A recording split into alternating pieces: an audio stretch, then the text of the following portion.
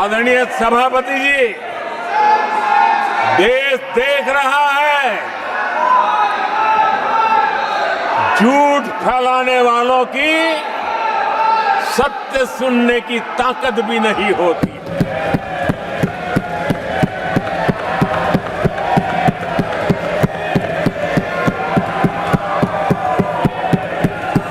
जिनका सत्य से मुकाबला करना, इसके लिए जिनके हौसले नहीं है, वो बैठ करके इतनी चर्चा के बाद उन्होंने उठाए हुए सवालों के जवाब भी सुनने की हिम्मत नहीं है। इन्होंने ये अपर हाउस को अपमानित कर रहे हैं। इस अपर हाउस की महान परंपरा को अपमानित कर रहे हैं। आदरणीय सभापति जी, देश की जनता ने हर प्रकार से उनको इतना पराजित कर दिया है कि अब उनके पास गली मोहल्ले में चीखने के सिवाय कुछ बचा नहीं। नारेबाजी, हो हल्ला और मैदान छोड़ के भाग जाना, यही उनके नसीब में लिखा हुआ। माननीय सदस्यगण, अत्यंत दर्दनाक, पीड़ादायक, अमर्यादित आचरण से देखकर मैं हूं। शासन तीसरे निरंतर लगातार काल में है। 6 दशक के बाद मैंने चर्चा की और मैंने अनुरोध किया कि प्रतिपक्ष के नेता को बिना बेरोक टोक बोलने का सुअवसर दिया। आज वो सदन छोड़कर नहीं गए हैं, मर्यादा छोड़कर गए हैं। आज उन्होंने मुझे पीठ नहीं दिखाई है, भारत के संविधान को पीठ दिखाई है।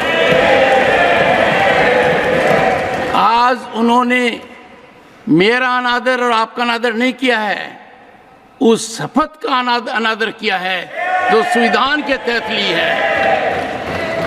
भारत के संविधान की इससे बड़ी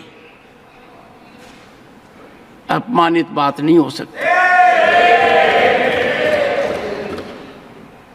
ऐसा कैसे हो सकता है? House of elders, the upper house, हमें देश का मार्गदर्शन करना है। मैं उनके आचरण की भर्त्सना करता हूं। देश के 140 करोड़ लोग इसे हाथ होंगे। सदन का मतलब है सत्ता पक्ष की बात सुनो जब आपने अपनी पूरी बात कह दी। माननीय सदस्यगण, आप सब जानते हैं कल देर रात तक चर्चा रखी गई, हर सदस्य को मौका दिया गया। It is an occasion where they have challenged Indian Constitution, they have outraged the spirit of Indian Constitution, they have disregarded the oath they have undertaken. मैं इस कुर्सी पर बैठकर इतना दुखी हूं कि भारत के संविधान का इतना बड़ा अपमान, इतना बड़ा मजाक। भारत का संविधान हाथ में रखने की किताब नहीं है, जीने की किताब है। मैं आशा करता हूं कि वो आत्मचिंतन करेंगे, मंथन करेंगे, अपने दिल को टटोलेंगे और कर्तव्य पर आएंगे।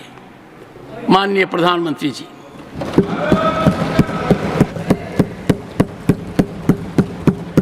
आदरणीय सभापति जी, आपकी वेदना मैं समझ सकता हूं। ये 140 करोड़ देशवासियों ने जो निर्णय दिया है, जो जनादेश दिया है, इसे ये पचा नहीं पा रहे हैं और कल उनकी सारी हरकतें फेल हो गई, तो आज उनका वो लड़ाई लड़ने का भी हौसला नहीं था और इसलिए वो मैदान छोड़ करके भाग गए हैं। आदरणीय सभापति जी, मैं तो कर्तव्य से बंधा हुआ हूं और न ही मैं यहां कोई डिबेट पे स्कोर करने के लिए आया हूं। मैं तो देश का सेवक हूं, देशवासियों को मेरा हिसाब देना है। देश की जनता को मेरे पल पल का हिसाब देना मैं उसे अपना कर्तव्य मानता हूं।